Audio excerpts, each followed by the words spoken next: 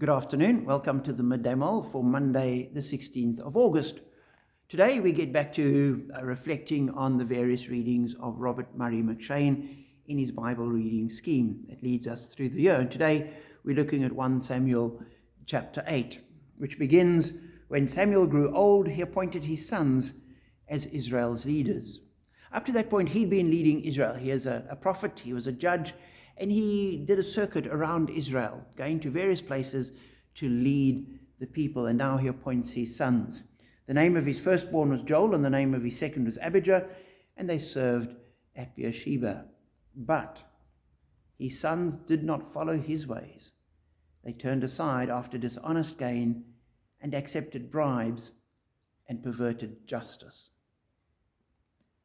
And therefore the people came to Samuel and said, "Your sons aren't walking in your ways." If you read it, they said to him, "You're old, and your sons do not follow your ways. Now appoint a king to lead us, such as the other nations have." Now, I'm not sure how they thought a king was going to solve the problem. You might appoint a good king, but his children are going to be in exactly the same position. They may be good, they may be disastrous. Kings aren't the answer. But this was part of the process of God working through the people to get to the point where they had a kingship and David could become king. So it was part of God's plan, the way he worked, using what is going on in the world. But as I was reflecting on the passage, I thought people are sometimes a bit quick to judge people and say, "Oh, your children have gone off the rails, therefore you couldn't have been a good Christian. They reflect on you." No, that's not true. Samuel was a good leader, a good priest, a good prophet, and yet his sons weren't. Was that a reflection on him? No. It didn't say anything about his spirituality, because each generation needs to come to a faith of their own. We cannot take our faith and just give it to our children in a will. They have to discover God themselves. It's not something we can leave to them. They have to make their own commitment and have their own faith. And that's why as parents we pray continually that our children would come to that kind of faith. And we keep praying. And when they do, there's great rejoicing. And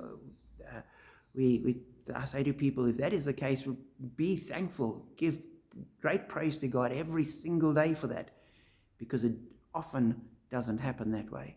So we keep praying for our children. But not only do we pray for our own personal family, but the family of the church as well. Because no matter how committed and involved and active a congregation is, unless there's a next generation coming up that will take over from them, that has the same faith and commitment and excitement for God, that congregation is doomed. It will die out with the members. There's no second generation guarantee. And as people have said, there's no church that is more than a generation from extinction. And so while we pray for our own children to come to faith, we've got to be praying that God will raise up within the church a new generation of people with a passion for him, that will have a commitment, that will walk with him, and that will be able to keep the church going after we've moved on.